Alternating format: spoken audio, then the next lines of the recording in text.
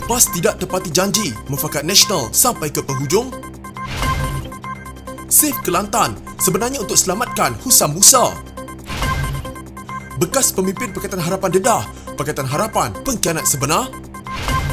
Kids yang soal Ismail, kenapa 15 orang menteri tak isytihar harta?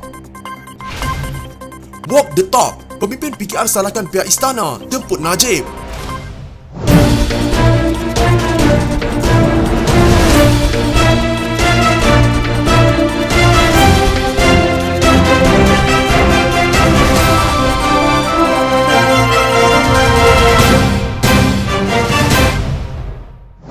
Timbalan Presiden UMNO Muhammad Hassan berkata, tindakan PAS tidak menepati janji dan bersikap konsisten adalah punca kerjasama dalam Mufakat Nasional tergelincir kerana parti itu tetap memilih untuk menyertai Perikatan Nasional. Katanya UMNO turut dipersalahkan sehingga dianggap mengkhianati Mufakat Nasional, sedangkan PAS menolak kerjasama dengan UMNO dalam pilihan raya negeri Melaka tahun lalu selepas diminta menggunakan lambang sendiri bukannya Perikatan Nasional. Sebenarnya kita tidak pernah pun tinggalkan mereka. Mereka yang tinggalkan Mufakat Nasional. Mereka yang sekejap begitu, sekejap begini. Di Melaka, kita ajak bersama dalam satu pasukan dengan syarat mereka guna lambang sendiri. Tetapi mereka tak nak. Mereka nak dengan Perikatan Nasional. Tak apalah, kita tak ada masalah. Tetapi kemudiannya mereka pula kata, kita yang khianat. Itu yang pelik. UMNO tak pernah khianati Mufakat Nasional. Itu sebabnya bila orang tanya saya pasal Mufakat Nasional, saya kata Mufakat Nasional ini sudah sampai kepada surah akhir kita. Cuma sama ada nak khatam saja atau tidak saja. Kalau nak khatam, khatamlah. Kalau tidak, kita sambung baca lagi. Katanya, menurut laporan utusan Malaysia,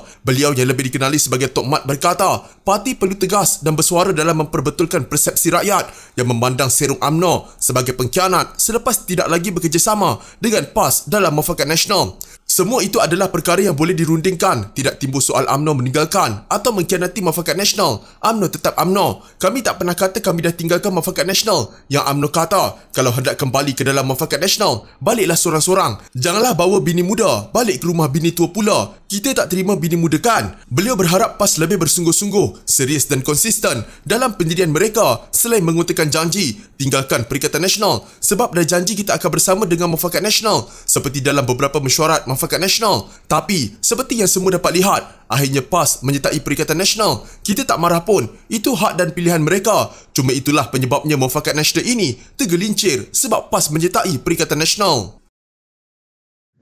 Kemunculan bekas Naib Presiden Amanah Husam Musa yang aktif melakukan pendedahan berkaitan pentadbiran Kerajaan Kelantan dilihat lebih mempunyai agenda peribadi dan politik. Naib Presiden PAS Muhammad Ahmad Abdullah berkata, kemunculan pertubuhan bukan kerajaan NGO Save Kelantan oleh Husam itu sebenarnya bukanlah bertujuan untuk menyelamatkan negeri terbabit. Sebaliknya, kata Muhammad Ahmad, NGO berkenaan diwujudkan untuk menyelamatkan Husam. Kenapa munculnya Husam ini? Sebab dah dekat nak pilihan raya. Dia nak bagi tahu orang bahawa dia masih wujud lagi dan mungkin lepas ini mana-mana parti akan tawarkan dia bertanding di mana-mana. Katanya kepada media selepas ditemui selepas mesyuarat Esko Kerajaan Negeri di Kompleks Kota Darul Naim, Kota Baru. Tambah Muhammad Ahmad, Save Kelantan yang diketuai Husam itu kini menggunakan isu tertentu dengan memanipulasikan fakta agar dapat menaikkan imej bekas Exco kanan berkenaan. Bagi saya, Save Kelantan itu sebenarnya Save Husam, katanya. Terdahulu Muhammad Ahmad diminta mengulas berhubung siri pendedahan yang dibuat Husam dan Save Kelantan akhir-akhir ini, termasuk isu pembalakan di hutan simpan kekal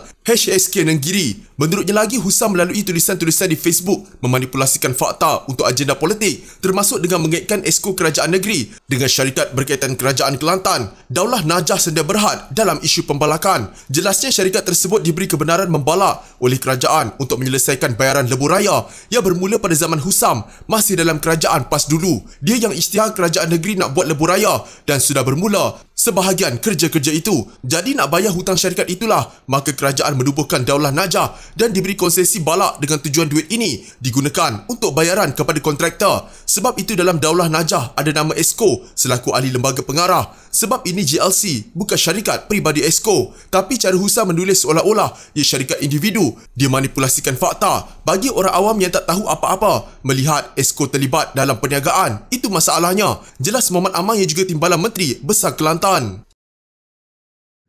Seorang bekas pemimpin Pakatan Harapan mengakui tidak mampu menjawab persoalan yang dibangkitkan rakyat berhubung janji-janji manis yang ditabur parti itu ketika berkempen pada pilihan raya umum ke-14 yang lalu. S. Gobi Krishnan yang kini Ketua Penerangan Pusat Sayap Bersekutu Parti Pribumi Bersatu Malaysia berkata ramai dalam kalangan pemimpin akan umbi PKR dan Pakatan Harapan tidak mampu untuk menjelaskan tuntutan yang dibangkitkan rakyat. Dengan memberikan contoh, Gobi berkata kegagalan kerajaan Pakatan Harapan yang paling jelas ialah apabila pengerusi parti berkenaan ketika itu iaitu Tun Dr. Mahathir Mohamad sendiri menyatakan bahawa manifesto Pakatan Harapan bukanlah sebuah janji. Ini mengecewakan ramai pemimpin dan penyokong Pakatan Harapan terutamanya yang harus menghadapi rakyat dan menjawab segala macam persoalan yang ditimbulkan oleh rakyat. Saya juga menjadi saksi kemabukan kuasa sebilangan pemimpin Pakatan Harapan pada masa itu, terutamanya dalam Pakatan Harapan Indian Council yang dianggotai oleh kesemua wakil rakyat Pakatan Harapan serta pemimpin utama Parti Rakan Strategik yang mana saya sebagai wakil Parti Tindakan Hak Minoriti,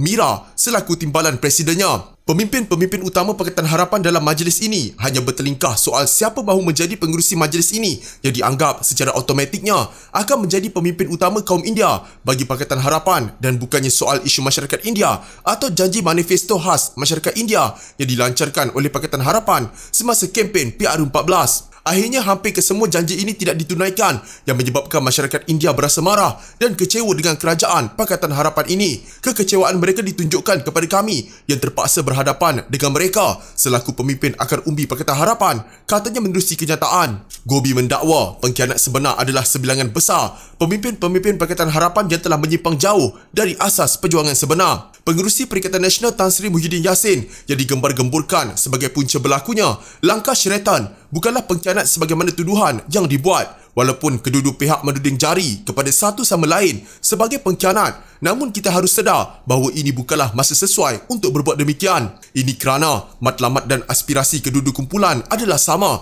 iaitu mahu mengembalikan mandat rakyat yang diberi pada PR14 walaupun cara mereka mungkin berbeza, katanya. Dalam pada itu menurut Gobi lagi, ramai dalam kalangan rakan-rakannya termasuk beliau sendiri berasakan dikhianati oleh Pakatan Harapan. Ini kerana katanya selepas PR14 mereka melihat pemimpin-pemimpin Pakatan Harapan telah merupakan sebab kenapa mereka diletakkan di puncak kuasa. Mungkin mereka lalai di lambung ombak kuasa kerana dapat merasa nikmat menjadi menteri dan diberi segala macam keistimewaan. Maka mereka lupa bagaimana mereka pernah bersama-sama dengan penyokong mereka. Tidur berlantaikan jalan raya semasa berada dalam perjuangan menentang Barisan Nasional, tambahnya.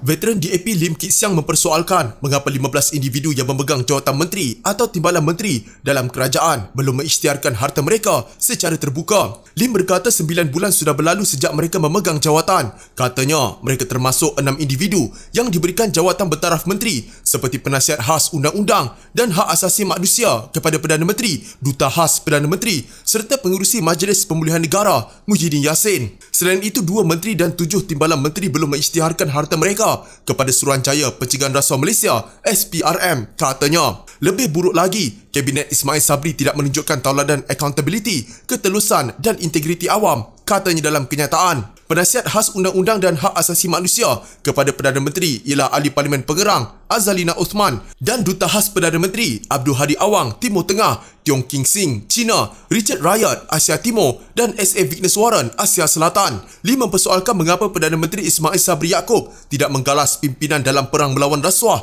sedangkan Yang di-Pertuan Agong menggesa semua pihak berbuat demikian. Beliau berkata Ismail dilihat tidak menunjukkan kerungsingan terhadap prestasi negara dalam indeks persepsi rasuah dan menjangkakan negara berkemungkinan besar mencatatkan kedudukan dan markah terburuk tahun depan. Saya telah cadangkan supaya Parlimen menemukan satu kempen anti rasuah baru dalam sidang Parlimen yang akan datang bermula 18 Julai. Adakah Ismail Sabri bersetuju dengan cadangan ini? Soalnya.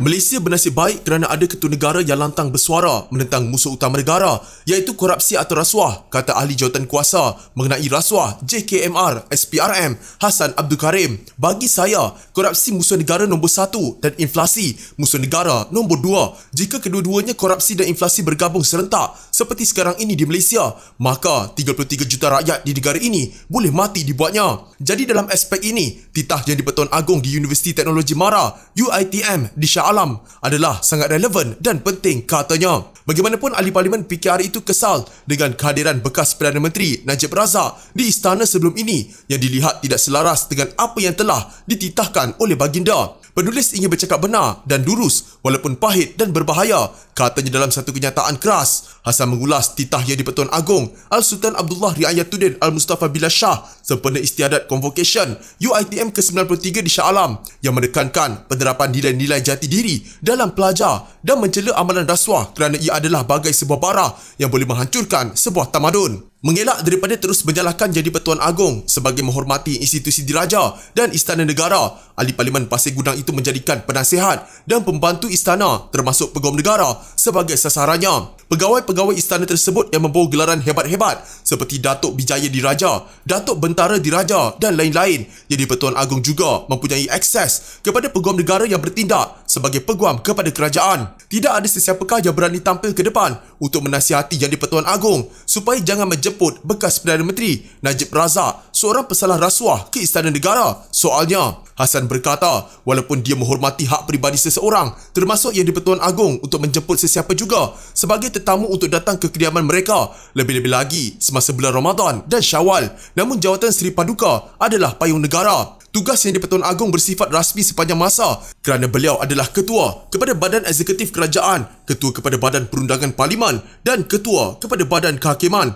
Tidak seperti Perdana Menteri atau Speaker Parlimen ataupun Ketua Hakim Negara. Jawatan Yang di-Pertuan Agong memikul 3 tugas sekaligus oleh seorang diri. Tidak ada prinsip pemisahan kuasa bagi jawatan Yang di-Pertuan Agong. Begitulah besar, mulia dan rasminya peranan Raja atau Sultan yang bergelar Yang di-Pertuan Agong. Jadi penulis menganggap satu kesilapan telah berlaku di pihak Istana Negara apabila Najib Razak diundang untuk santapan diraja bersama Yang di-Pertuan Agong. Dan peristiwa itu kemudian ditular di media sosial dan dikongsi kepada halayak ramai, tentu sekali termasuk pelajar-pelajar universiti. Dan tentu sahaja ada anak-anak mahasiswa yang menjadi graduan di istiadat Convocation di UiTM Shah Alam. Di kalangan mereka mendengar nasihat Yang di-Pertuan Agong mengenai bahaya rasuah, akan teringat peristiwa Najib diundang ke Istana Negara untuk bersantap bersama baginda, katanya. Oleh itu, Hasan berkata adalah molek jika ucapan baginda tersebut selaras dengan apa yang telah dilakukan oleh baginda. Meminjam kata-kata dari bahasa asing, walk the talk, katanya.